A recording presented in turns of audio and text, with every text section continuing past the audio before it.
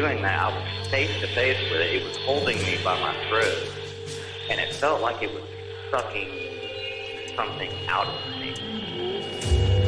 I probably should have been more scared than I was when I witnessed the exorcism. I turned and looked on my right side. When I did, there's a beam on the side of the tree, a large beam. It's looking at me and I'm looking at it. After I hit the lock button and looked back up, I saw red eyes staring back at me.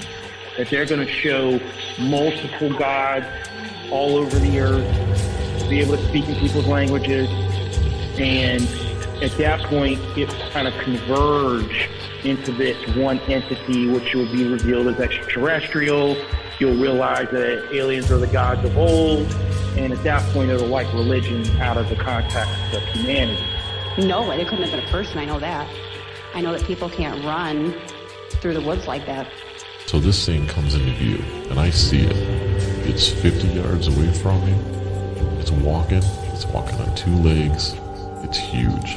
This is a big, hairy-looking being.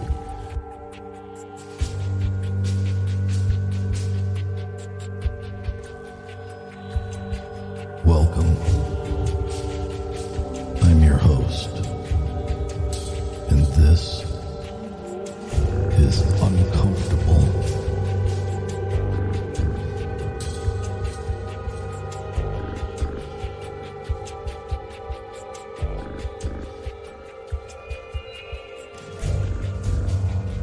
Welcome back, everyone. I am your host, Eric Szilagyi.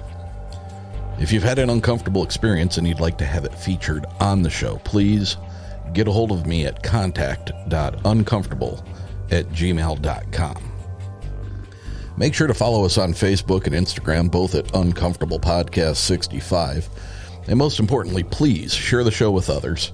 And make sure you leave us a 5-star rating and review where you can.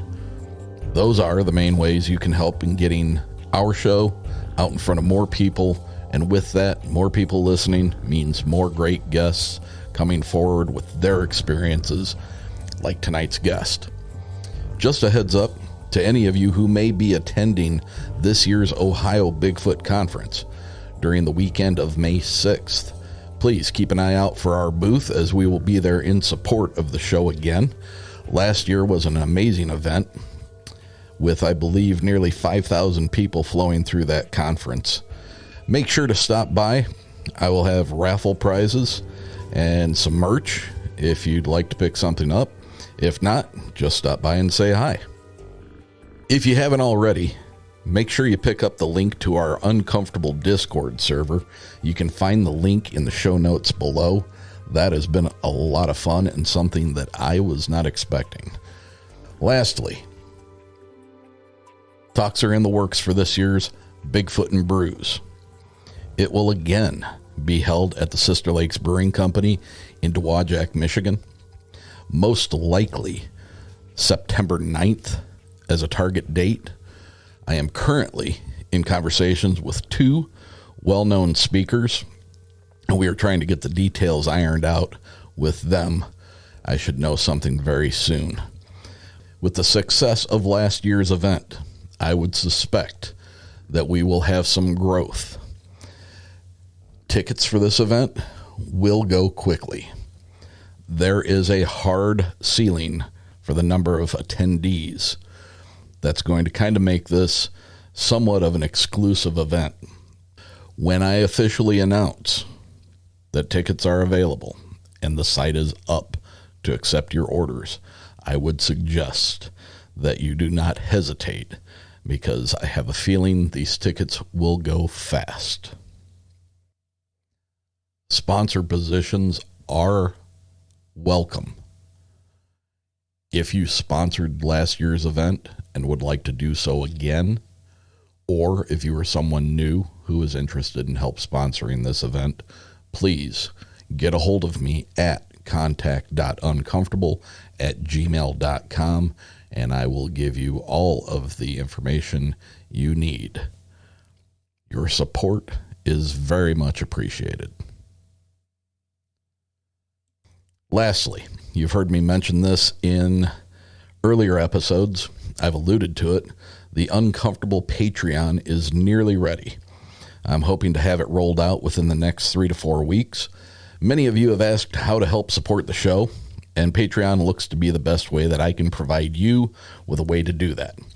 It will also be the only place that you can find Uncomfortable Afterthoughts. That will be a Patreon exclusive.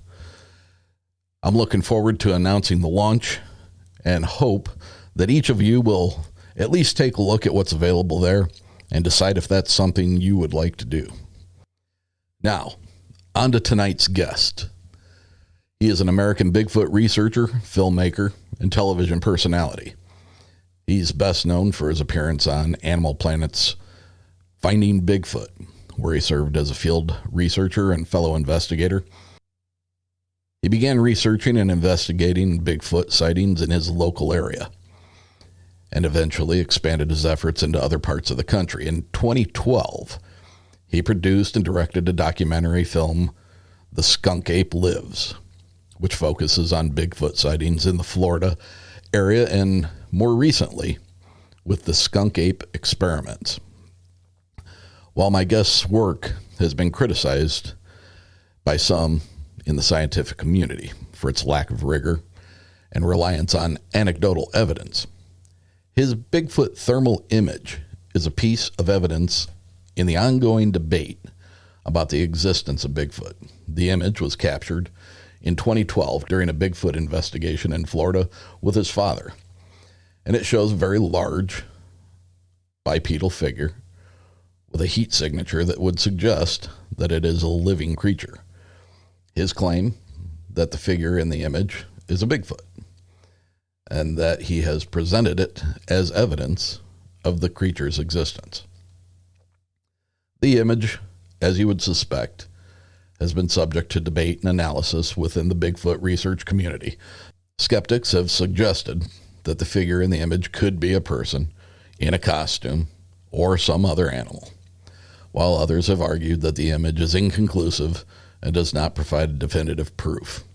Regardless of your stance on that imagery, one must admire and commend him on the innovative ways in which he conducts his investigations. He is not satisfied with the status quo. Rather than repeating decades of methodology using tree knocks, call blasts, and whoops, his forward thinking has led him to the use of equipment that would probably be more at home in a paranormal investigation. With that, let's get into it.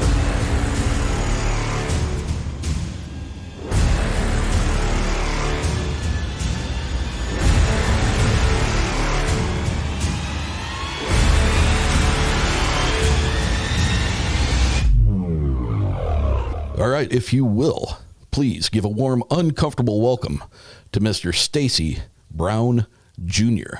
Stacy, welcome to Uncomfortable. How you doing, man? Doing well. Thank you so much for agreeing to be on the show. It's a pleasure. I have been aware of your presence in the realm of Bigfootery for probably 10, maybe 12 years, somewhere around there. The name is recognizable, as well as, you know, your father and the thermal recording that you guys had. What was that? Probably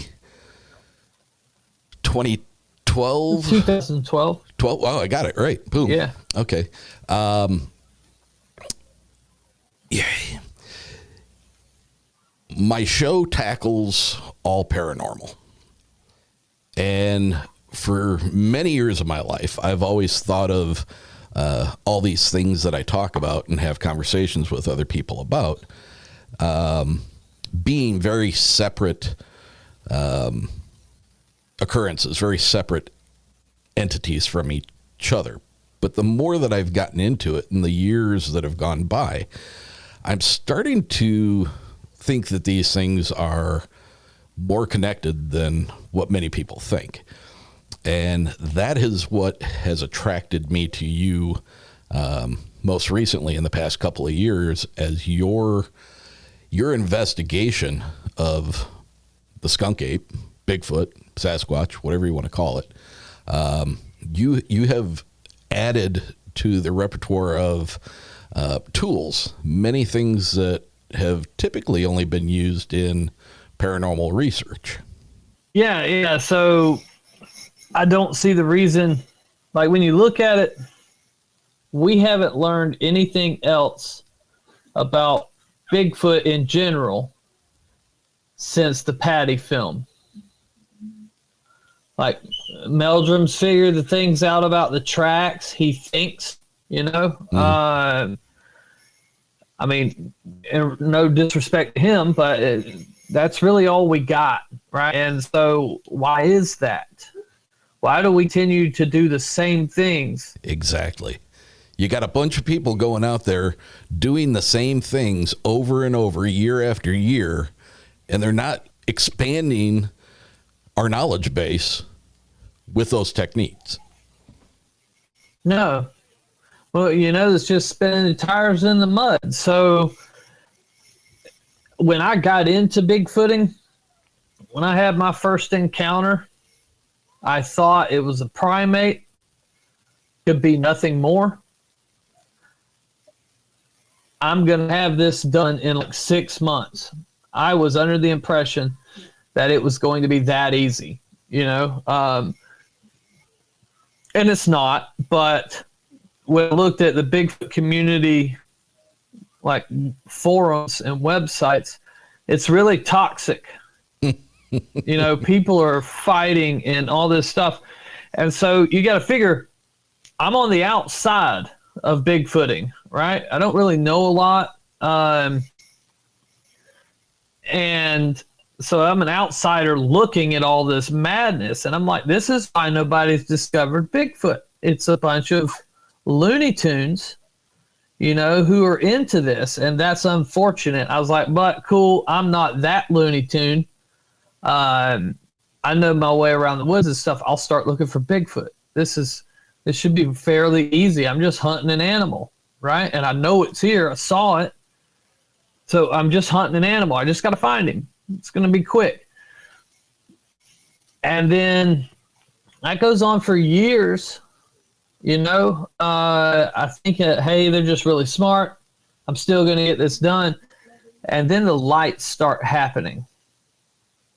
And I saw the lights for probably a few years before I even was really like, dude, those are the Bigfoot. Or those are one and the same thing, whatever they are, right? And then I met this guy named Bill Brock in 2014.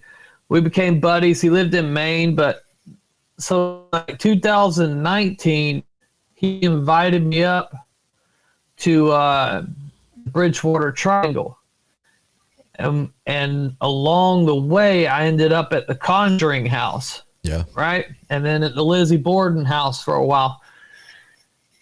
And so I'm now with all these other paranormal investigators who know what they're doing. These are like, some like one of the guys was there at the original like seance they did. He was the original investigator of the Conjuring House. So like I was getting schooled from these people.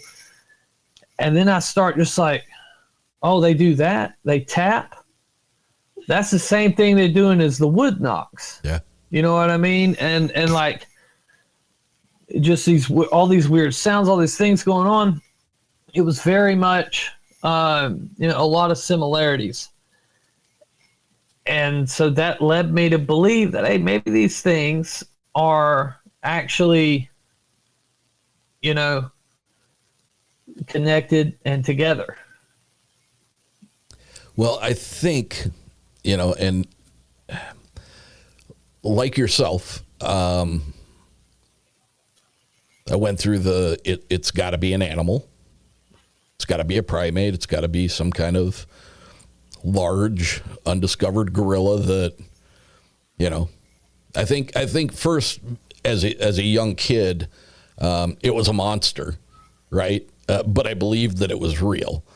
Right. And then once I, started getting some background to, relevance of, monsters well, they tell us monsters aren't real, but I kind of beg to differ with that at this point in my life. But then, you start getting a better realization of what you're dealing with. And, so many people talk about the animal aspect of these things, but in so many of the reports and the eyewitness accounts, so many of the interactions, people report something that is much more in lines with being much closer to us as a people than to being just an outright animal. Now, maybe that's because they come off as being very intelligent, which I think we'll all agree that they are.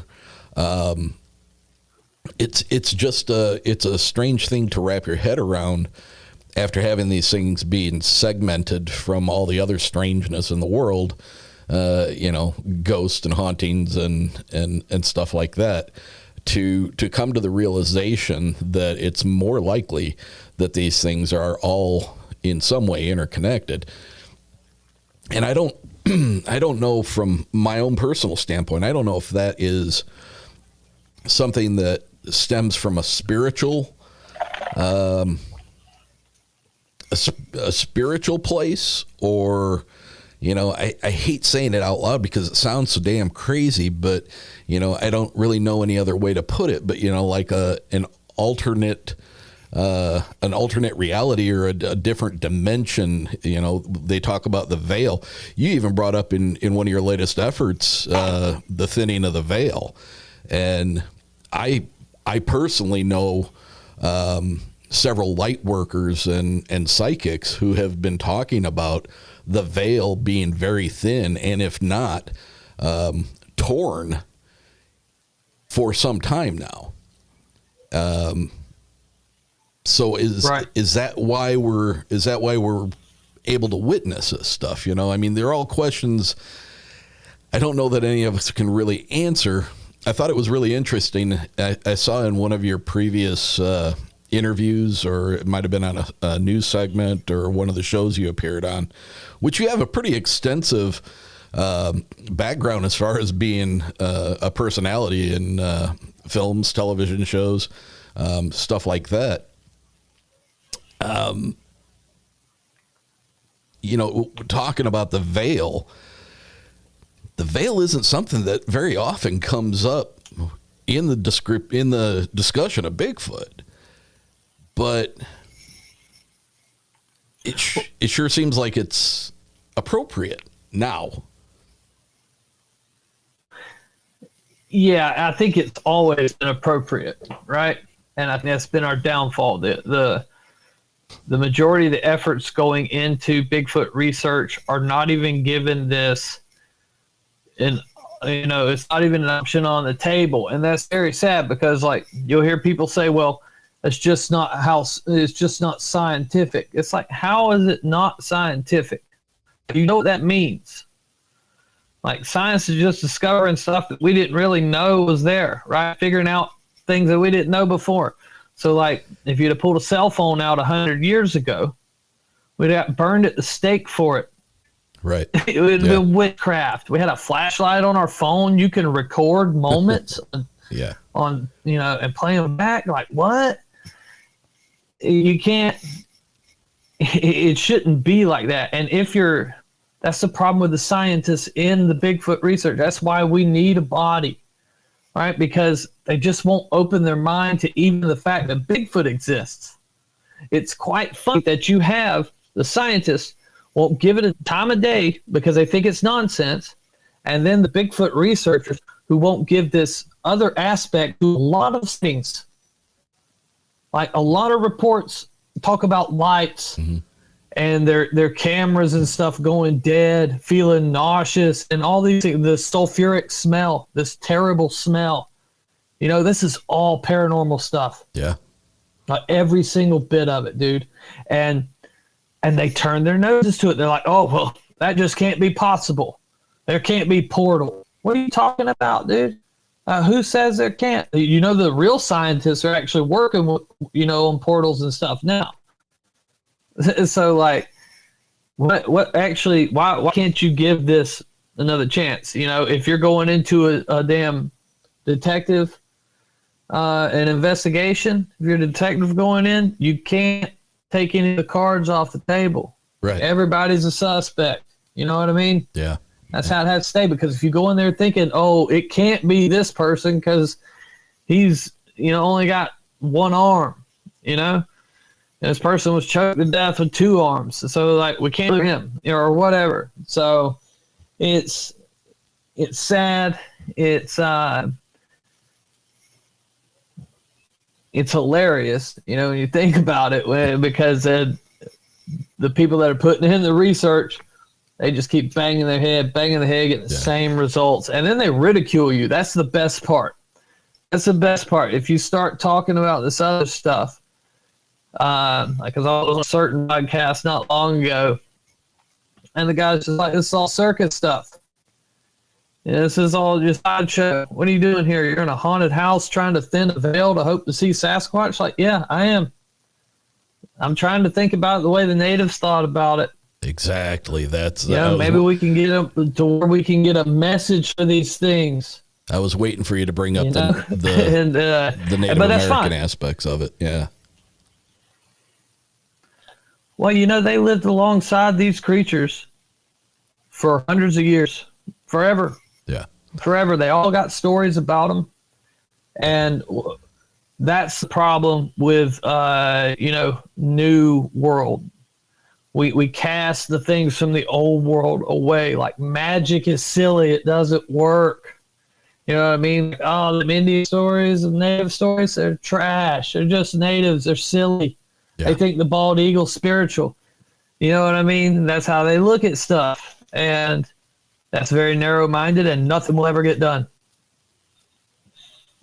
Yeah, it's really a shame. I had a conversation, and I'm interested if you've done the same. I had a conversation with a very recognizable name in the more scientific side of Bigfootery. And I asked him, why do you cast it all out with the bathwater? There's, in one argument you make that, there's too many people report it. Too many people said they've seen it. Too many people have reported.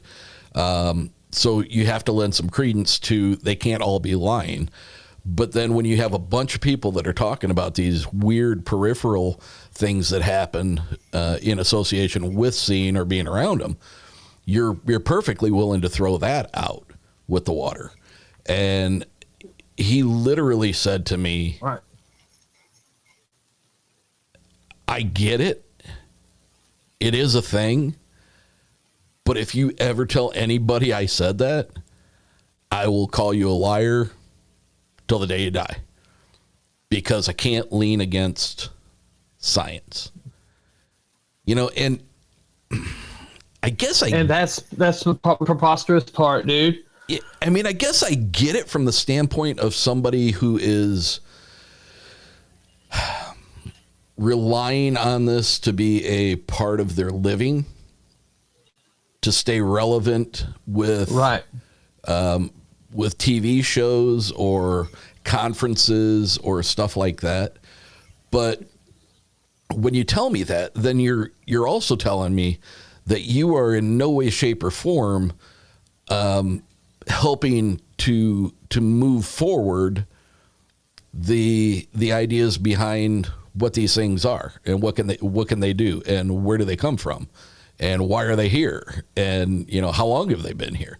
You're doing is relying on the things that you've been able to show that you can do, and that's it.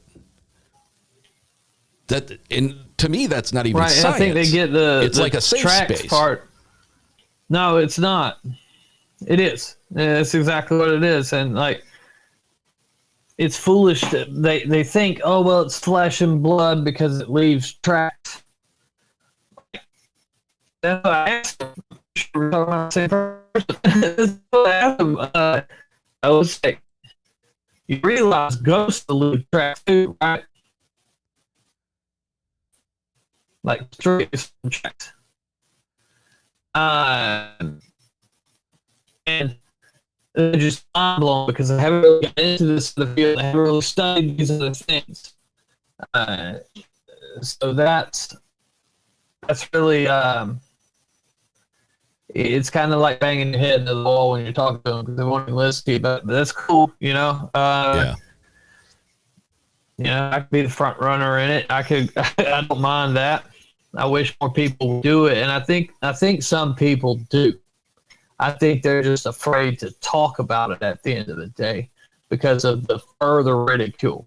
It's like telling people you believe in Bigfoot, tall order, right? And then some of these people put in a lot of research and they've never even seen Bigfoot. It doesn't make no sense to me. Right. But yeah, you know, you can't continue to just be so close-minded. But hey, whatever. Well, you know, one of the things that have become kind of central to my thinking on these are frequency and vibration. And what really got me starting to think about that was early on in my show, 5th episode, I did an episode where I interviewed a woman at her home. And during the course of the interview, which she said she had Bigfoot on her property near and around her home, we started talking about that creature, and I was hit with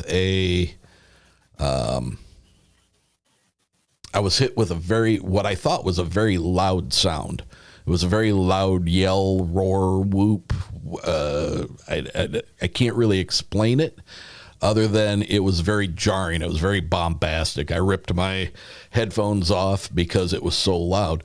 But my body reacted by getting goosebumps all over it. And it was kind of coming in a wave where it got really hard and then it kind of backed off a little bit and then it came back and then it wasn't quite as strong, and then it came back again and it wasn't quite as strong.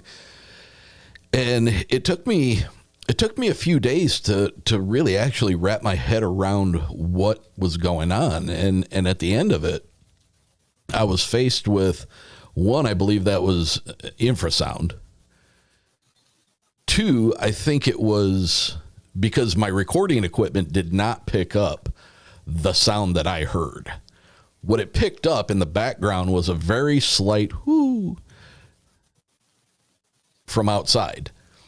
And so that led me to believe that, you know, there's something to do with vibration, frequency, electromagnetic impulse, something that is not natural to what many of our animals can do. You know, I mean, we have animals on the planet that are known to produce infrasound. It's a naturally occurring thing. To my knowledge, there's no humans that can produce infrasound. Maybe there might be a couple of death metal singers that can get their voices to grumble below that level, but you know, so I start thinking about this, the frequency and the vibration, and you know, our eyes can only see within a certain spectrum, and our hearing is only within a certain range of frequency. And what really nailed it for me was talking to a person who had an experience with their child out hunting. And when they realized that they were in and around what they believed was one of these creatures, they hightailed it out of there. And it was a piece of property that they were very, very used to hunting.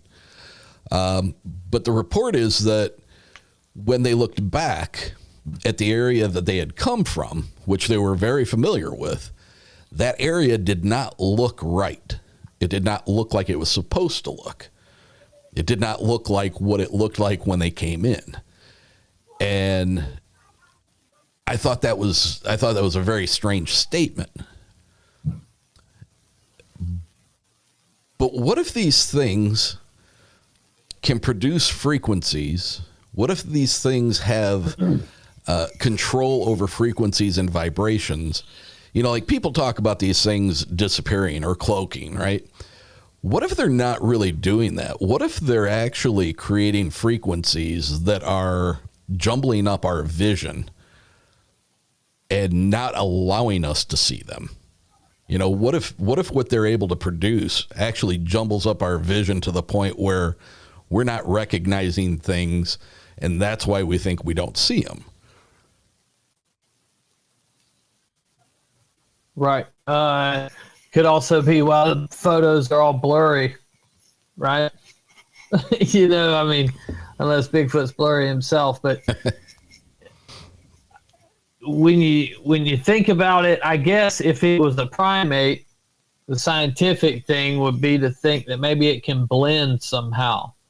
Like maybe it can shift its hairs to like the color it's around if it's a natural animal. Right, yeah. Yet there's no like mammals that do that. No primates that do anything like that. Right. You have something and then similar. If it's something else, then everything would be on the table. Sure. We have something that's that can do similar things, like octopus can change, but they have, basically have cells in their body that are able to change colors. So it's not like a hair covered animal that can shift. It's everything, what are they? The little chameleons and stuff, they can shift their colors, but that's their skin color that's doing that.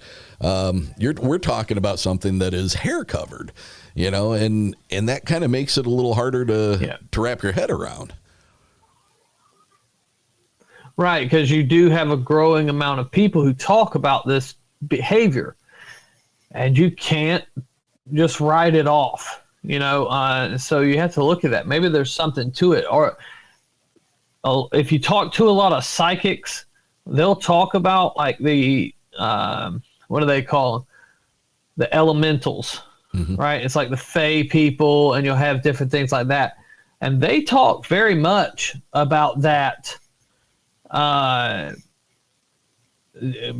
off on different frequencies and allowing you to see them.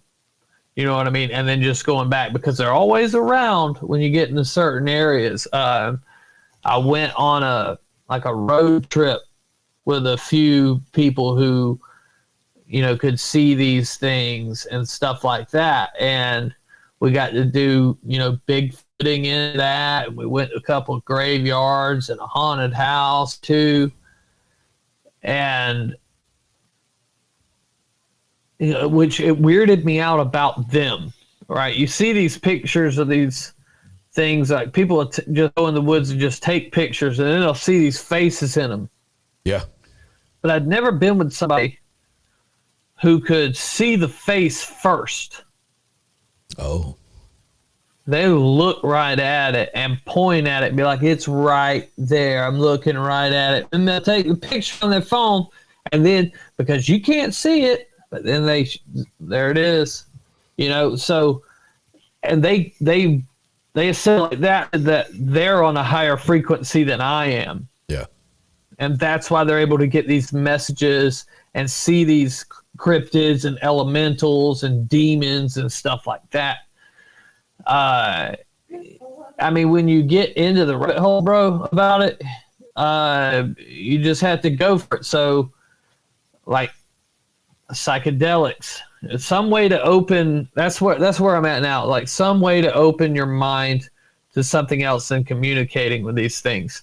Where we're at right now, though we've done psychedelics, mirror gazing, trying to communicate, get a message from these things on the property, maybe show themselves to me in that, if I can be on a certain frequency. Right. Like, can I get to that frequency where they're at, and then I get a message, and make contact like that. Now you bring that up. You bring that up. I'm sorry. You bring that up, and that's kind of the cliffhanger that you left me with at the end of your most recent, the Skunk Ape experiment. So I guess my question for you is, I assume there's going to be a part 2, and I'm really hoping that you can share with me and my audience the result of that. You know, because you had RPG, another well-known, recognizable name in paranormal research, and you guys are a part of Outcast Paranormal. But he took a microdose of psilocybin and then basically sat in front of a mirror and was scrying after you had recited a very passionate rendition of Crowley's Hymn to Pan. I'm telling you, dude, I gotta know. I gotta know what happened. So the second one is about to drop. Wonderful. And the second one's about to drop. The third one will follow that shortly, a few months, because I gotta stagger in my next 3 films that are all done, just staggering them out. But the Skunk Ape Experiments 2 will be out. Like, it's the distributor's got it. I'm just waiting it on, Amazon to give it because the Amazon doesn't tell you when your film's coming out. You can't request a date. Oh. You can put a date. Good luck. Yeah. Don't tell people that's the date. You know what I mean? You find out when everybody does. But anyways, so okay, I'm gonna tell you some, but I can't give it away all because you find out in a second. Yeah. But okay, so set the scene for those who haven't seen it. We're at this place called Crowley Nature Museum, or Crowley Nature Center and Museum, or something like that. Anyways, they've had Bigfoot on the property. Tons of sightings. I took Finding Bigfoot there one episode when they came down to Florida. I think the second time or the third time I took them out to this place. And so they also have a haunted house on the property from the 1800s. And so I was like, hey, we'll go in here and do some rituals. And we got some new tech we're running too, because we have one witness we spoke to who is in the second movie, and he talks about this thing was in his head.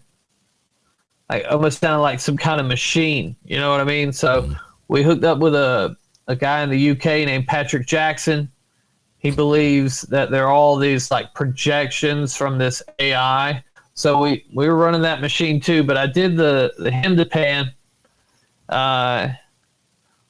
which I put a lot. I just went for it, bro. You did. And indeed, you did. He's mirror gazing. Well, he's up there mirror gazing, and so immediately after I'm done, we fire up the spirit box, and the answers we're getting out of that, they tell us to go talk to him. It says RPG out of the spirit box. Really? So we go up there and stop him, and then he has a message for us. He had a vision, right? And then after his vision's basically telling us we're watching you. We see you, right? What he took from that. Yeah, how do I do it? Ruin it. So you know that cave painting that's got the bleeding eyes? Yes. The Sasquatch with the bleeding eyes? Yeah. The cave painting? The iconic he sees one, yeah. that. Yeah, he sees that. And he's got some other images he describes, but he's basically seeing these skunk apes with their eyes just bleeding, and they're telling him this message.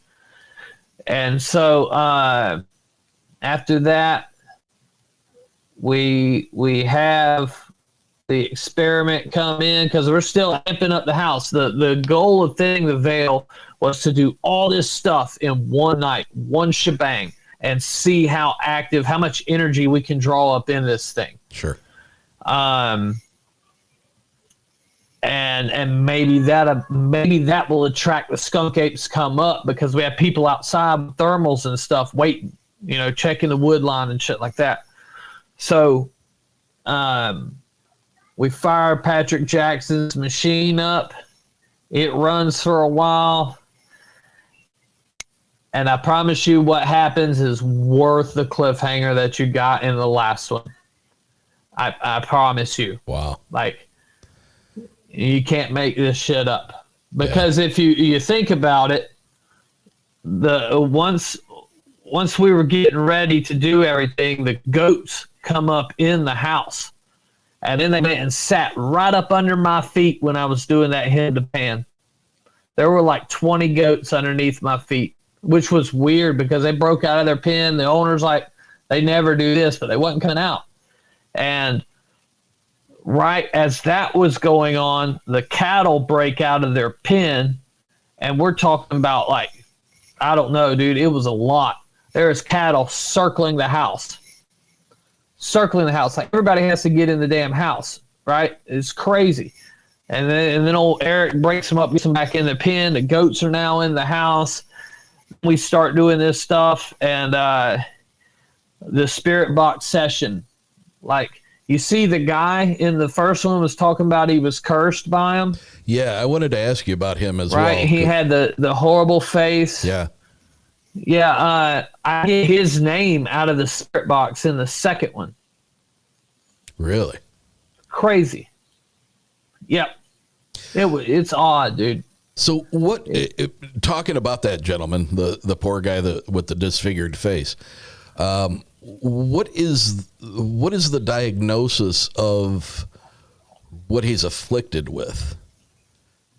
I mean, were those scars? So and he everything? was Was that like some sort of a cancer? Yeah. So. Yeah. So he had skin cancer, and he's since passed away. Oh. However, it just like got up on him, and then when he had the radiation over his eyes, because it was on his nose, it started out, it's like he just had a Band-Aid over it when it started out, and it like moved rapidly, and then all of a sudden he was on death's door in 2014, 2015. This man was about to die then. This dude used to be a big old dude. Like, when I first met him in 2013, he was a big old boy. Really? And when you see him, he's yeah. And then so once he gets the cancer, he almost dies. Like, they gave him 6 months to live. Hospice came in, and then they ended up leaving. He just didn't pass away. And it went on, and then it steadily got worse. His eye, like, he was blind in his eye, so his eye closed, and then he like lost 80% of the vision in his other eye, and then he was deaf in one side of his head. So it's pretty rough there. But he thought even though it was cancer, he believed it was something to do with the things he was seeing. He thought it was a curse, and that was his truth. Yeah. You know what I mean? Like, it's sad. He was a good friend of mine, because we became close. He taught me a lot about the swamp, just valuable information that you're getting from an old timer. And that's the thing, he wasn't that old. He's only in his 50s. Oh, God. Dude looks like he was in his 70s. Yeah, yes, I never would have guessed he was that young. Wow. He was like 54 or something. Yeah. And then so he just got too rough off there at the end, but he would call me, and then he would write stuff down in his journal, the things that were happening, and they were of the things that the natives talked about. They were very spiritual, and he had a gifting process with them. You know, he's seen them too many times, he thinks, and then he started seeing the lights. it was weird when he started seeing the lights was when I started seeing the lights. Really? It was simultaneously. Yeah, and I don't know if it was like when you talk about thinning the veil. Is the veil getting thinner for some reason? We know that the core is slowing down. You know, the poles looks like they might shift. Yeah. There's some things that we're overdue for on this planet, and I'm wondering if it's not a thinning of the veil everywhere, you know, between our worlds, you know. Well, I can tell you this. We'll see, I guess, but I can tell you this from some very close friends of mine who are psychic, and I guess you would categorize them as white witches, light workers, you know, everybody doing good, not trying to affect anything badly. They're all saying that this thinning of the veil has been happening for some time, and at certain points during the year, it typically closes, and it's not closing. In fact, it's getting thinner, and some refer to it as even a slash or a gash in that veil, where it's wide open to some extent. You know, these things, when you say them out loud, you know, it makes you sound like you're crazy. But I have to say that from the standpoint of somebody who has been really very interested in this kind of stuff for the majority of my life, you know, I'm 57 now, creeping up here pretty quickly on 58. These things have been a part of my life since I was around 5 years old, and never really has left me. You know, the interest in it all has remained. I'm sure my ex-wife probably got tired of hearing me talk about it and watching as many documentaries and shows as I could about it. And, you know, I'm sure my kids are probably tired of hearing me talk about it. But when I decided to actually really put myself in the seat of doing a podcast where I'm talking to people who are experiencing these things, and some people who actually believe that they have some relative answers to why some of this stuff is happening, or maybe not answers, but better insight because of their gifts into the things that are happening.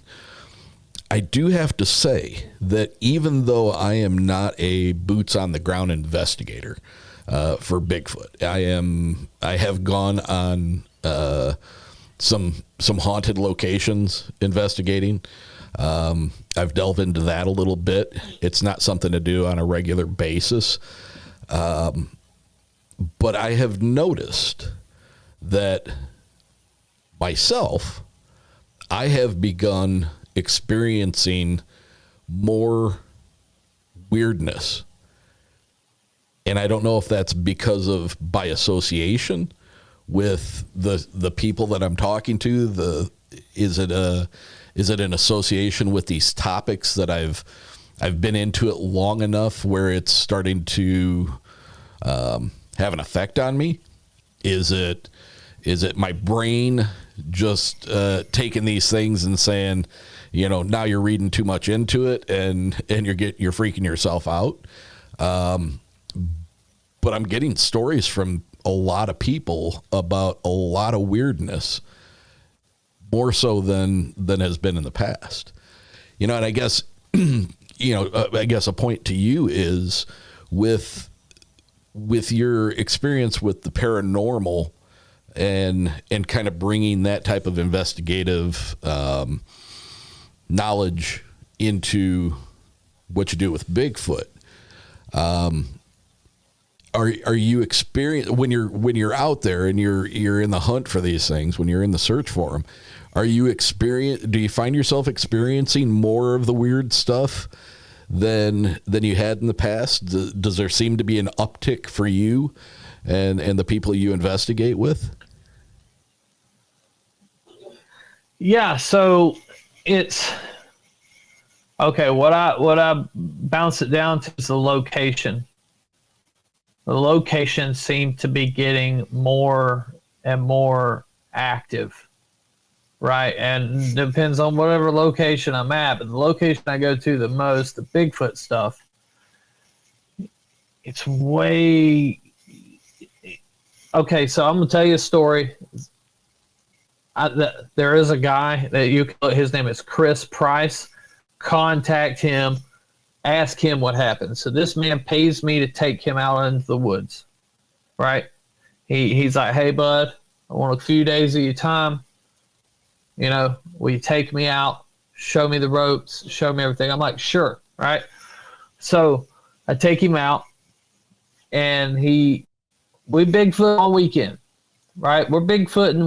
When I do these things, if people know who I am, and I think he did already, they know I'm kind of into that other stuff. But for the most part, people just want to do the normal Bigfooting thing, right? They haven't listened to you talk on podcasts and stuff, so they may just think I'm a regular Bigfooter,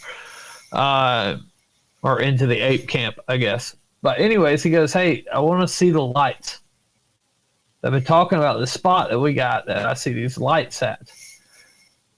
And we went, and I said, hey, I'm going to go. I'll try to show you, but I can't promise anything. Right? He's like, I don't care, dude. I just want to experience them.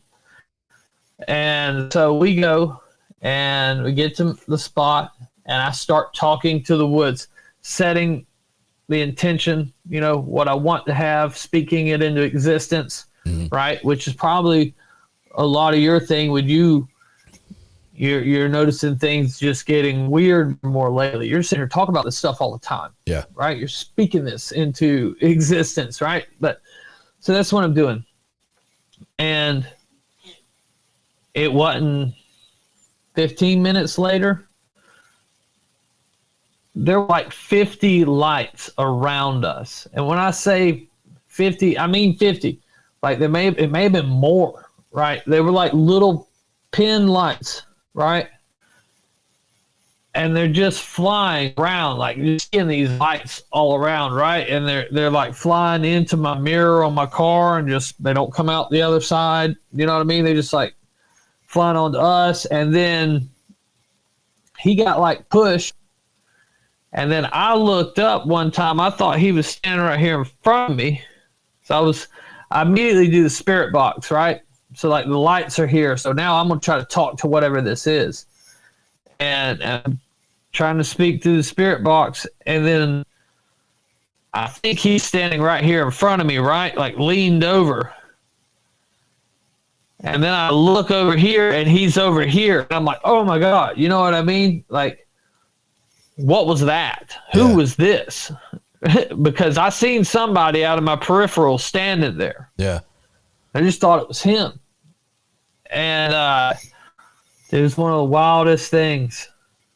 One of the wildest things. And he's went back since and tried to see him again, but he hasn't. Small Town Monsters, this like independent film company. Yeah. They came down and I took them out on a film. It's one of the Florida Bigfoot on the trail episodes on YouTube. And I took them to this spot.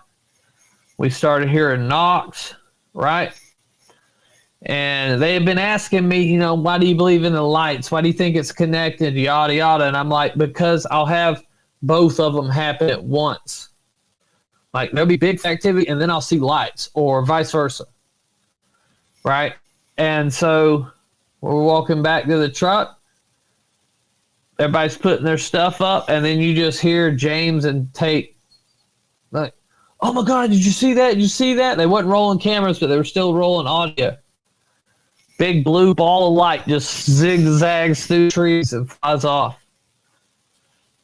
And I'm like, and that right there, gentlemen, is why I believe the way I do. You can't have these things happen all the time and not think there's a correlation. Like you know, if you're saying there's no correlation in this thing that repeatedly happens, that's your personal bias, and you know it. Right. Yeah. I don't care. If you know, a tiger can seize a lion all day he wants to. He's still a tiger. You can't do that. You can't. You have to look at it the way it is. And so it's just amazing the stuff that's happening now versus that was happening 2013. Because had I heard myself talk like this right now in 2013, I'd be like, what did I do to lose my mind? Yeah. What happened to you, bud? 100%. Yeah. And I'm in the same boat. And I'm still doing it. I'm still looking at it. Yeah. I'm still looking at it like it's an ape too. I'm not closing that book, but damn, dude. So now the latest thing we're doing is the gateway process, right? I'm sure you've heard of it, right? Yeah. The Monroe Institute, all that. So the old gateway project, like the CIA did, the Nazis are doing it. Sure. Apparently, like Sumerians do it, and I read something about that yesterday. But we starting to do that to try and see if we can manifest this to happen. You know what I mean? Like do that in the woods, see if we can make contact with any spirits. Like maybe these things are spiritual. How are they controlling these lights? Like what's going on? So it's like, we're all options on the table. We do all kinds of different experiments, see if we can make some kind of contact. Yeah. So, yeah. The conversation with you is wildly different than the majority of the conversations I have about people with experiencing Bigfoot, because I think the majority of the people that I talk to are afraid to talk about the things that you're not afraid to talk about. And kudos to you for that. What is the most compelling evidence of these creatures for you? A lot of people will say, well, it was a Patterson Gimlin film. It's, the tracks. What's the most compelling piece of evidence that maybe it's only something that you've come across, but that has firmly put you in the seat of these things definitely exist? Or do you possibly even still question whether they do? No, I've seen them. I've had two sightings. I know they're real, but if I was the general public, all right, so when I went into this thing, I'm not like Cliff or Dr. Meldrum, who's doing all this research because they've never seen one. I don't understand that, but whatever. Because this is we're pissing money away, bro. We ain't making money. It's like a boat. You're just throwing money away. Just throwing a hole in the water. You put money in it. And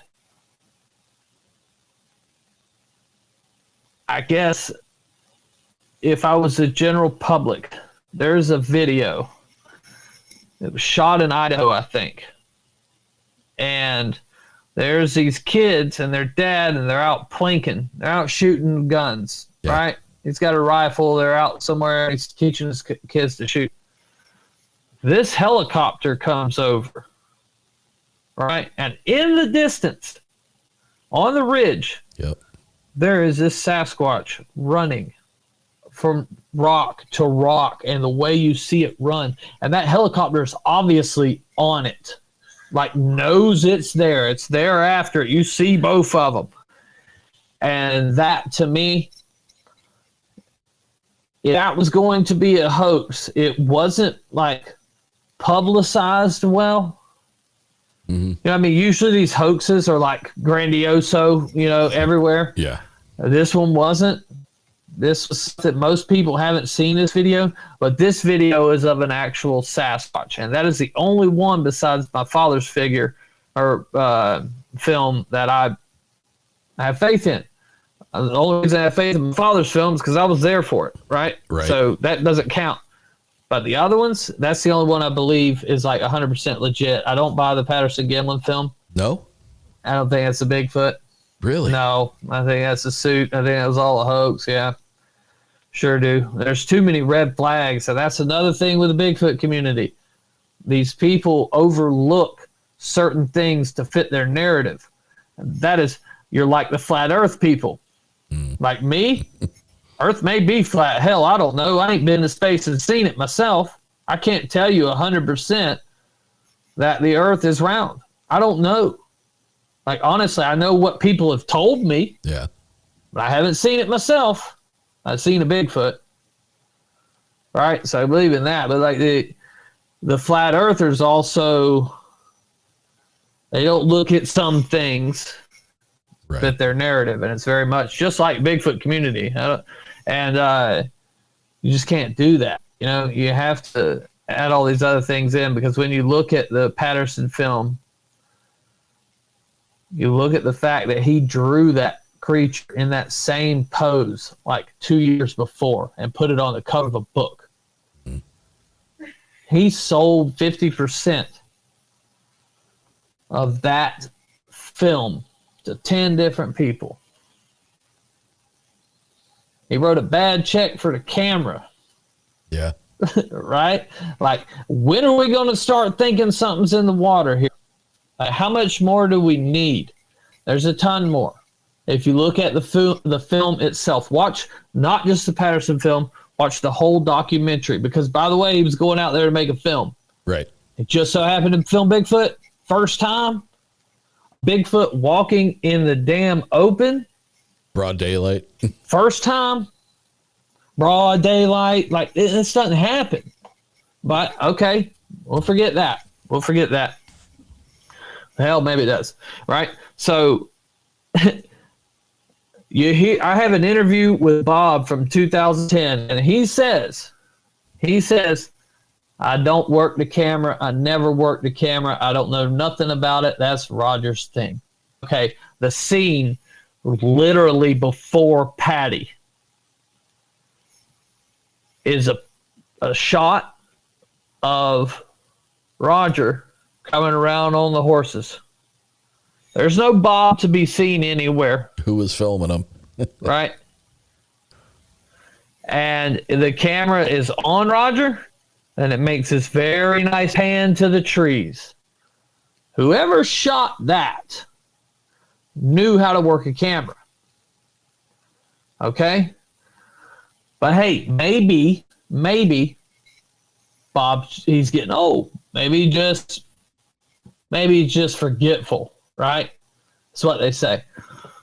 I've met Bob Gimlin. It's hard to believe this man's a liar. However, he sold his rights to the film. Let's do a back and forth real quick. Okay, me and you just filmed the Bigfoot. You know it's 100% real. I know it's 100% real. This is 1966. This is the only evidence of Bigfoot on film. And you got a good one, bud. You got a great one. Yeah. You know it's real. I know it's real. Okay, what can I do to you? What do I have to do to make you sell that footage for what's worth $100 today? Not a goddamn thing. You and I are attached to the hip, buddy. I ain't selling. Even if you hate my guts, if I did the worst possible thing to you, are you going to turn loose that money? We are still attached. Because, hey, 50% of this is yours, bud. Yeah. 50% is yours. I can get my 50% without ever having to talk to you again, without ever having to walk out of my house and show my face. I will always have 50% of that. And you know what that film license is for? It's $20,000 right now. Is it? Per usage. Yep.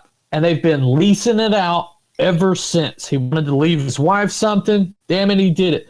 Bob's a straight up guy. And Bob, I don't think, will be a part of it. But I think Bob found out. And I think Bob was done with it and was so pissed off and sold his part of it. And then I don't know why all of a sudden he's doing this, but then you also look at Bob Hieronymus.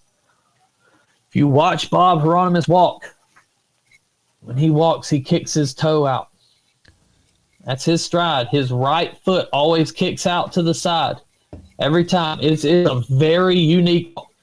The only people on this planet that have that walk are Bob Hieronymus and Patty. All two things on the planet. And I find that a hell of a coincidence, you know. So I'm not sold on that. I know Bigfoot's real. Like I said, I've seen it, but that piece of footage is not. And I had Bill Munns. I interviewed Bill Munns one time. And, you know, he was telling me all this stuff about Patty and how we're not seeing the actual footage. We're seeing like a copy of a copy of a copy, you know, like 25th generation. Yeah. That's all that's on the internet. Yeah. It was like, you know, but he's seen the actual footage or the copy of the footage. He's got like the second generation, I guess. And he believes it to be real. And that's fine, dude. You can believe it to be real all you want. I don't think there's enough data there. The fact that nobody's ever really recreated it is bothersome. Yeah. Nobody's even tried. Like, you had a BBC show, but their creature costume was one that they rented from another production company that was making a monster movie, and that was their creature. So they just rented that suit for the damn TV show, so they didn't have to spend a bunch of money and have somebody make them a suit. Yeah. And it doesn't look anything like it because it's not supposed to. But Bigfoot community doesn't want to look at all those things I just said. And, hey, I've got others. I got like a list of like 20 bullet points on why this is a fake. Interesting. You know, none of it adds up. But hey, I'm also in the dark on that one too. Most people think I'm blasphemous. Well, I guess technically, yeah. Probably when people hear this, they're going to be like, "What?" You know, for myself, there was always something very organic about the Patterson-Gimlin film to me. I agree with you that what are the odds in broad daylight with nothing between it and the camera, you know, that 1 in a billion lifetime chance of catching something like that. I agree with that. I think the most recent version of that film, Bob Hieronymus, Jeff Meldrum, and I forget the other guy's name. I think it aired on The Proof Is Out There. That this third guy had taken 25 or 26 different versions of the film, all in different varying degrees of degradation, had run it through some sort of a AI where it replaced certain things that were missing, it clarified things, and it stabilized it even more than we've ever seen before. And watching that was the first time that I ever noticed that her toes lifted up as she was going to step. And I thought that, to me, that was very, if that was a costume, you wouldn't see that. You know, and I think, you know, personally, and not to start a disagreement or anything, you know, I think it's real, but the arguments you make about the backstory of all the shit that went on behind that really does put a dark mark against the possibility of it being real. There's a lot of shady shit that went on. Right. Like, I mean, exactly. I would love to sit here and be like, yeah, that film's real, man. Or just to be able to think that, because I used to, and I started finding out all this stuff, and I felt demoralized, you know, because just like, you never hear these parts. Why don't we ever hear these parts? Right. You know, and hell, like I said, it may be real, but some of the stuff, like the drawing, the Bigfoot with the breast, 2 years in the same pose that you get the other one, Now, I got to say, I've never it heard was about out that. there, and I just want to see if it can be done. Yeah. Yeah, the book is called like The Abominable Snowman of North America. I had never heard or about something. The pictures in there. I had never heard about that. It's amazing how you can be so into something and then find something out new that many years later. What was your drop? Right. What's your drop dead holy shit moment? That moment where you were like, oh shit, this is real. Was it the thermal image you got with your dad? What was that moment? No, it was my first encounter. We went camping at this lady. She said she had Bigfoot on the property, right? She was on Finding Bigfoot. They had a big greasy handprint on the inside of the door. Yeah. And so we go and stay out there. And she takes us all around the property, and she's like, this happened there, old dude seen one here, blam, blam, blam. Here's some little structures. She showed us some structures that were weird. They're about like this tall, 8 to 10 inches, right? Maybe 12. Not tall at all, but they were very, spent some time on this. So I was like, this has got to be her, right? And we're out there, and she drops us off at our campsite. And she's like, all right, y'all are the first people to ever camp here overnight. If y'all need anything, call us and we'll come out here and get you. And the BFRO had been in this spot for 7 years, but nobody had ever stayed the night out there, to our knowledge, right? So it gets dark. We walk around the trail, which is from where we're camping, probably 1.5 miles of a trail, right? So we walk up to where these little structures were that were up on the top of this hill. We're sitting there, and the hickory nuts are falling. It's November, and when they bounce, they're bouncing. They're supposed to bounce downhill. We're sitting on a nice little grade here. It's like this part of Florida is not flat. It looks like, hills in Missouri or something. And the hickory nuts are bouncing up the hill. Like, what's going on, So I get the thermal out, shining, and so we're sitting on this hill, and it goes down into this ravine and then comes back up to this like little ridge there. And I see this huge heat signature sit behind a little tree about like that big around, right? I was like, what is that? And now we're assuming that the stuff was being thrown from that thing, but it's one of these cheap, or not cheap, it wasn't cheap thermal at the time, but it was one of them ones that do like electrical wires. You're looking for like a leaky pipe or something like that, right? Yeah. Can't really tell what it is, but it's a big object, and it's behind this little bitty tree.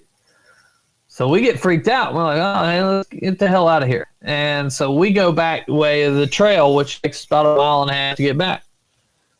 What I didn't realize at the time is that where that thing was, our camp was only like 2 hills over.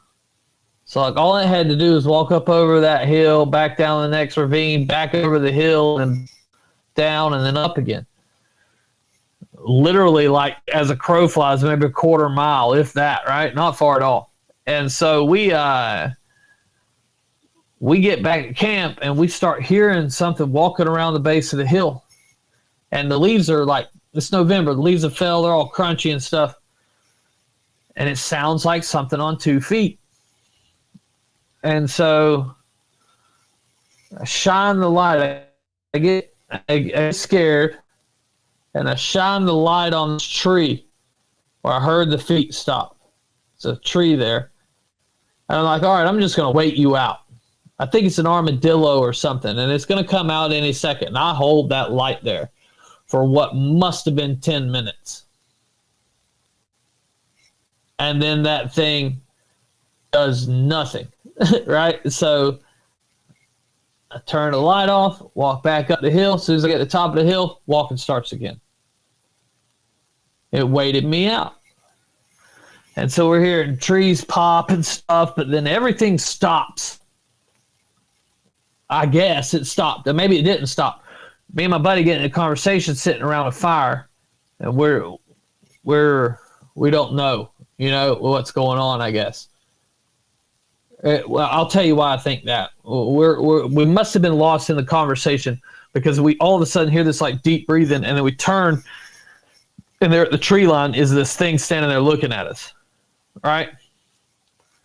The thing that bothers me about it, and I didn't look at it back then, I didn't look at the little nuances, little oddities, because it was like, it was there. How did it get there? I didn't hear it. I should have heard it. I should have heard it walk up that hill. I didn't hear it. Was just there. Right? And so it stood there and looked at us.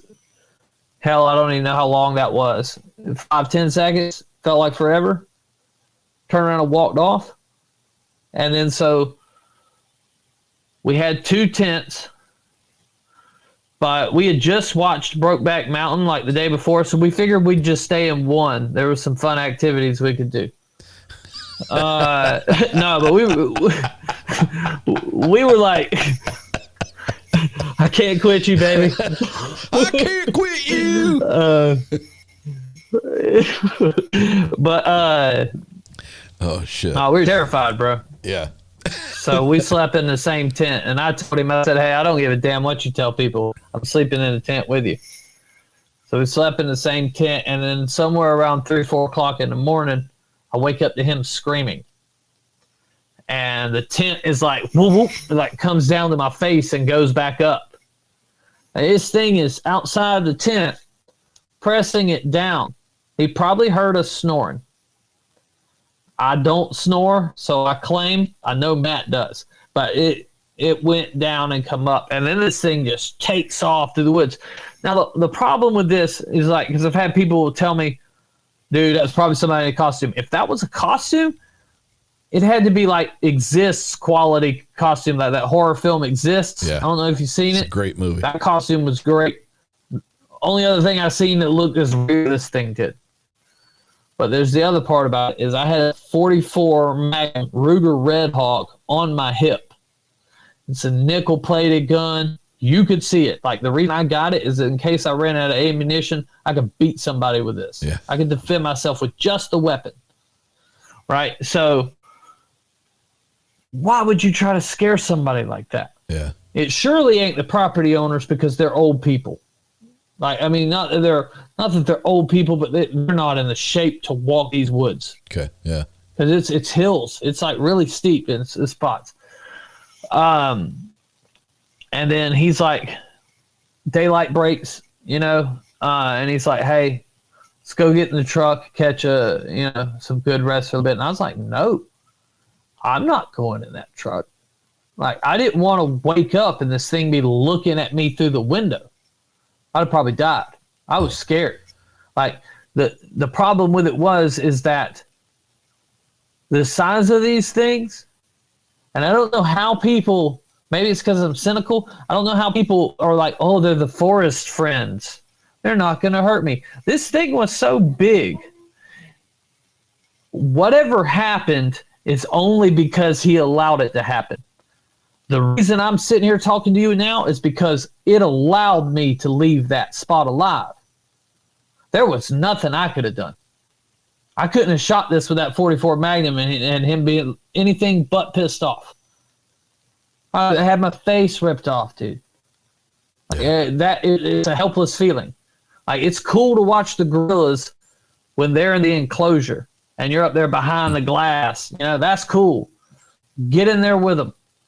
Yeah. Whatever they want to happen to you is what will happen. There's not shit you can do.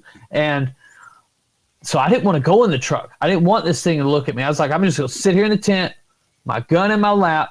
I ain't got to see this damn thing, blah, blah, blah. I call my dad, I tell my dad, and my dad's like, Bud, you've been looking for Bigfoot since you were 6 years old. And you found him, and you're going to leave? He's like, you come home, I'll punch you in the face. How about that? His exact words. He was joking, but well, I'd like to say he was joking. Anyways, he's like, get a picture. You got to get some evidence. Get a picture. He's all stoked about it. Like, he was supposed to be there with me, but he had gotten bladder cancer and couldn't make, he had just had the surgery. He wasn't able to, he was still healing. So we stayed another night. Matt's like, hey, it didn't hurt us.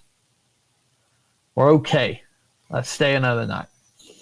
So we stay another night, walking around the woods, finding more structures, more just odd things, odd twists of trees, like bedding areas, you know, or something large laid down, a few large things.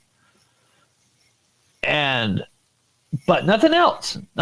Felt really calm walking in the woods. Felt confident, calm, wasn't scared, you know. And then night falls. And it all starts again. Really? We're walking around at the bottom of the hill. The grunts, the breaking of the limbs, you know, all stuff is happening again. There's at one point I am screaming out into the woods, please leave us alone. I don't want to do this again tonight. Please stop. Go away from us. And I'm yelling this. I'm terrified. And then about midnight, possibly one of the coolest things could have happened, but at the moment it went from bad to worse. So like this thing lets out this scream. And he ain't but down at the base of that hill. He lets out this scream. And you feel it, right? Like you feel that scream, and it's just like, oh my God, dude! Like I'm just like, oh, it's the worst bad news you could get, right? I don't think it could get any worse. Yeah. And then within like a minute, something answered it from like a mile away, maybe half a mile away, and it's the same exact scream, and it's from something else. And there's two of them, bud. Like, hey, he just called in Leroy and boys because like it's about to be a party and I don't want to be a part of this. Like we thought there was just one. You know what I mean? Yeah. We thought there was just one. Now we know there's two of them out here. Hell, how many are there? But then it stopped. Nothing happened. I'm assuming he heard that scream and he ran to them. But I thought old homeboy was calling them in, and we were going to be done for. Yeah. And that was it. After that, I was done. I knew I quit my band. I switched my job to where I could go to 12-hour shifts, so I'd have more nights out in the woods. I was under the impression that I was going to solve Bigfoot real soon, because I had a sweet spot. These things are super curious. I'm going to kill one of these things. And that's what I tried to do for years. And I'm a pretty good hunter. I'm decent. You know what I mean? Like, if I know there's an animal out there, I can go out there and kill it. Yeah. You know, we can track it down, get it on game camera. We figure out his path, his times when he's coming through, and then I'll pop him.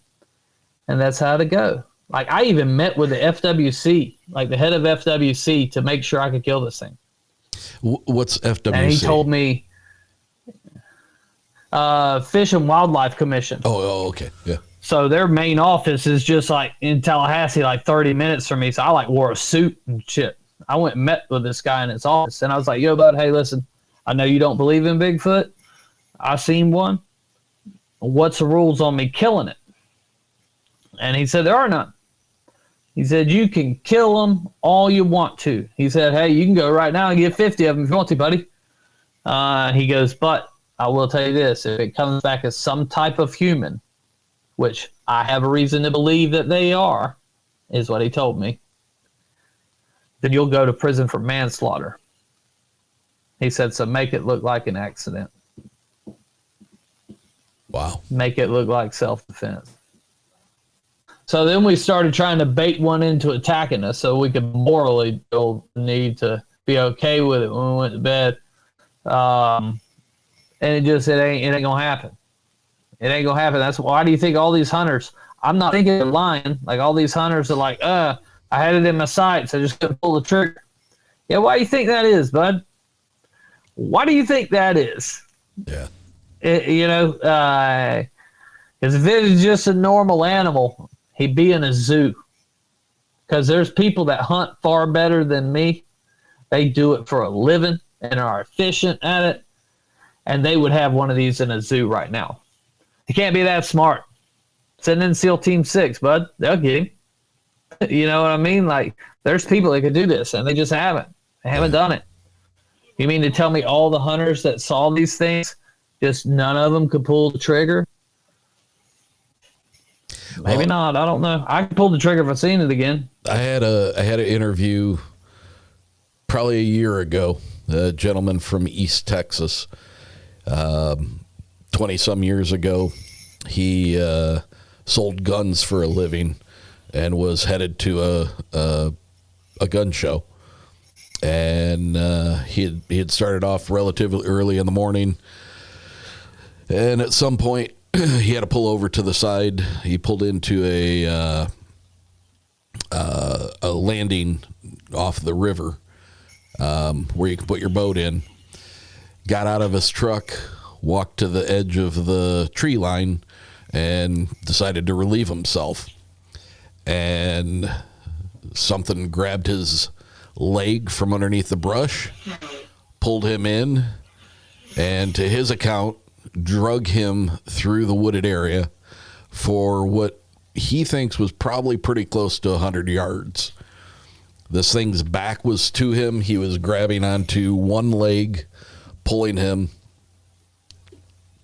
He said they got to a spot where the creature let go of his leg and turned around to face him. And it was a black as could be, Bigfoot. He had a holster on his right leg that housed a custom sawed-off shotgun. He pulled it, he reached up, and he put the barrels of the double-barreled shotgun right between his navel and his penis, and he blew it right through him. He said it dropped to one knee, reached up with his one arm and held onto a branch above its head to steady itself. Did not kill it. Doesn't know if it died from the injuries. At that point, while it was stunned, he said its face went from being angry and hateful to almost a look of betrayal when he was shot. The guy was able to scoot back with both of his legs to get some distance between the two and ran back out of the woods, got back to his vehicle, pulled another weapon out from underneath the seat of his car, fired a couple of shots in the general direction of where he thought he had run out of the woods, got in the truck and took off. Sounds like a crazy story. Where was this? Texas? East Texas, yeah. East Texas. I could find you. Gotcha. I could find you the name of the river if I went back and re-listened to the episode. He told what town he was in and the river that he had stopped at. But yeah. And it was interesting because he was a much older guy.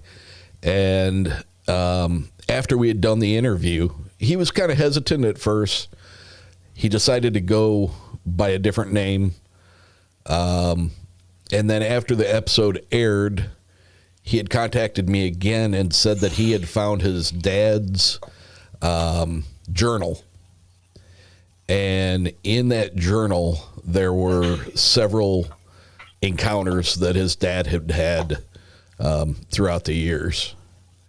He said he was actually on a tractor with his dad plowing a field right alongside the tree line on the outside edge of the field, and one had come out and bum rushed the side of the tractor and tipped it up on its wheels when he was a little boy riding the tractor with his dad.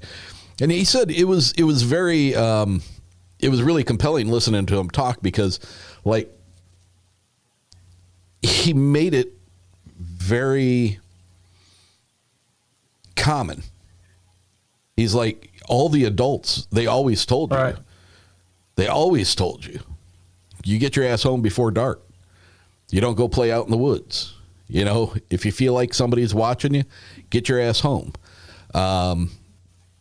It seemed to be, for the area that he grew up in, it seemed to be very commonplace that there was no mystery about talking about the boogers, because they were there, you know.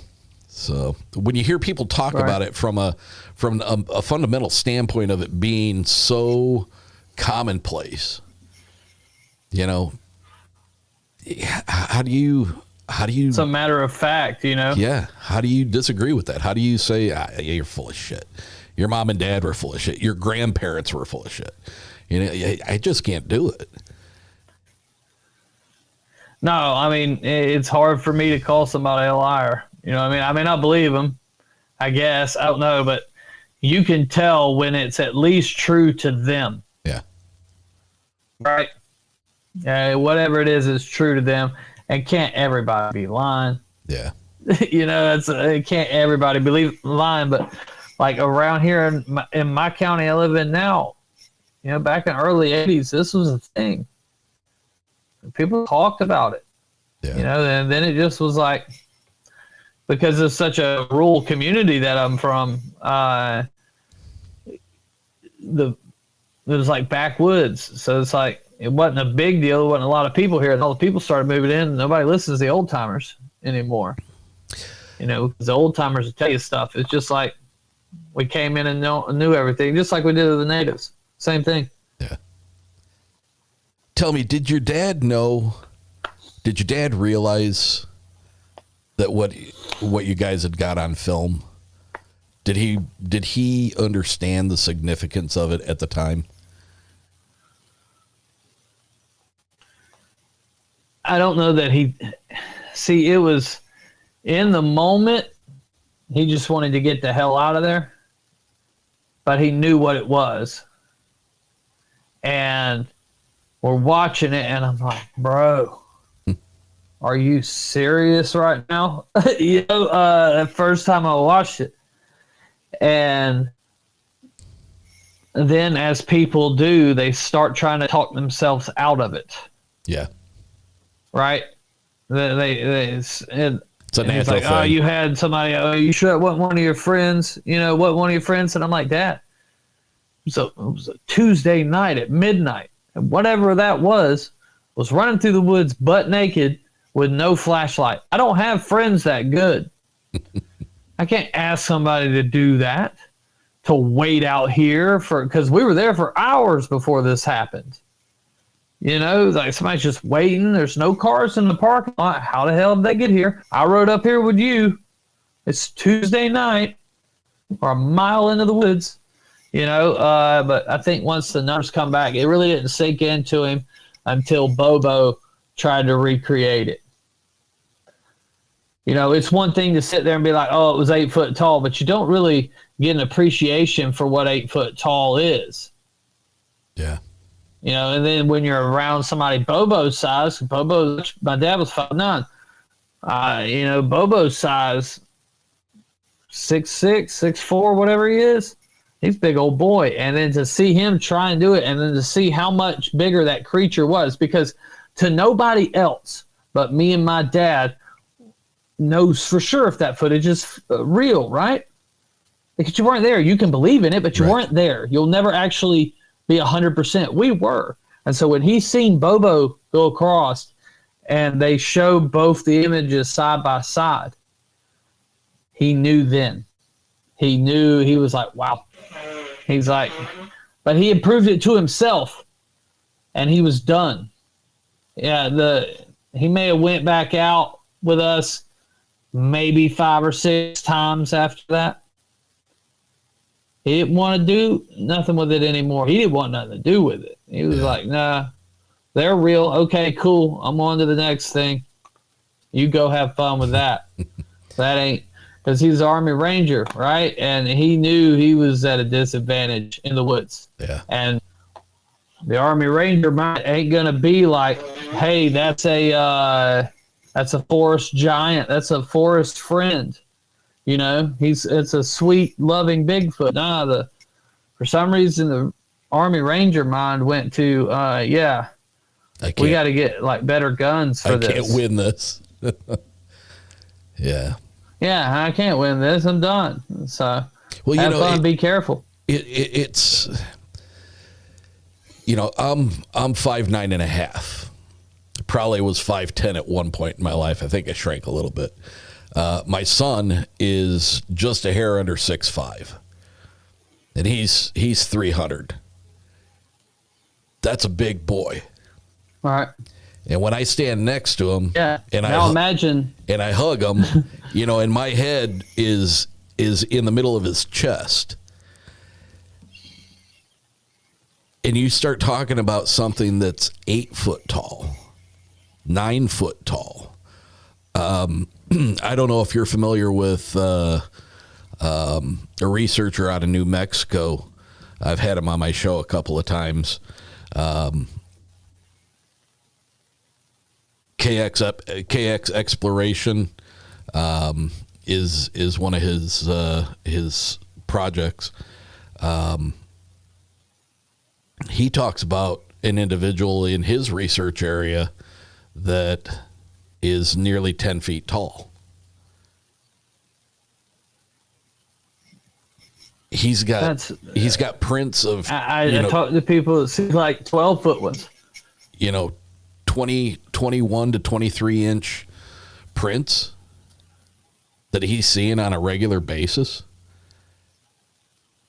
You know, there's a, you know, like when you talk about Shaquille O'Neal, you know, he's 7'2" or whatever, 7'1", 7'2", 7'3". Once you get to that point of height, an inch or two, I don't think makes a whole lot of difference. But when you look at the relative size of him in proportion, you know, he is a massive individual to somebody who's 5'6", 5'7". And when you start talking about something that is a full foot or 2 feet taller than him, and then you start, you know, anticipating the breadth of its shoulders and how big its chest is. I mean, it's just almost, unless you see it, I think it's unfathomable to put yourself in a position of how would you react if you saw something like that. I mean, it'd have to be utterly life-changing, you know, and absolutely terrifying. Yeah, it is. It's like a paradigm shift, you know. It's like your whole world has changed, and a lot of people go into the, I'm not going to tell nobody, I'm not going to talk about it, you know, it didn't happen kind of thing. Yeah. I'm just never going to speak about this again. But I went the opposite route. I went into an obsession with trying to discover this, and it's been a daunting task. It's been fun because I've taken so many reports, you know, and just in my home state is nobody ever thought about really Bigfoot in Florida. At least when I was growing up, it was always a Washington, California kind of thing. Yeah. And I got some of the best places to Bigfoot right here in my state, you know. But it really, when that reality changes for you, what else can be out here? You know what I mean? It opens up the world to a better place, I think, you know. Robert Kreider is the name of the gentleman that I was just talking about. Oh yeah, Robert Kreider. Yeah. And you know, to to be able to witness him do a conference where he stands up and, you know, he has a full allotment of time to talk about all the things, you know, here's the thing, you know, it's like when somebody like yourself or Ron Moorhead or, you know, Robert Kreider or, you know, any of these people, even the ones that we may not agree 100% with, you know, Cliff Barackman, Jeff Meldrum, all these people, when you spend the number of years of your life in pursuit of this thing, in the hope of discovery, in the hope of research, and, you know, there would have to be at some point in your life, there would have to be a moment where you were like, I think I fucked up. I don't think this is real anymore, you know, and that doesn't happen. You have people who are investing vast amounts of time out of their life in the pursuit of research and trying to find these things.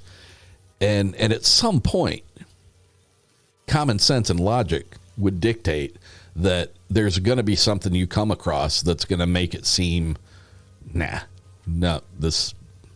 was wrong. It's not real. And it doesn't happen. These people continue to do it. And I think that's a testament to the fact that there is something out there that we just haven't been able to catch up with. Yeah, it's that, or we all need to be fit for a straitjacket. One of the two. Yeah.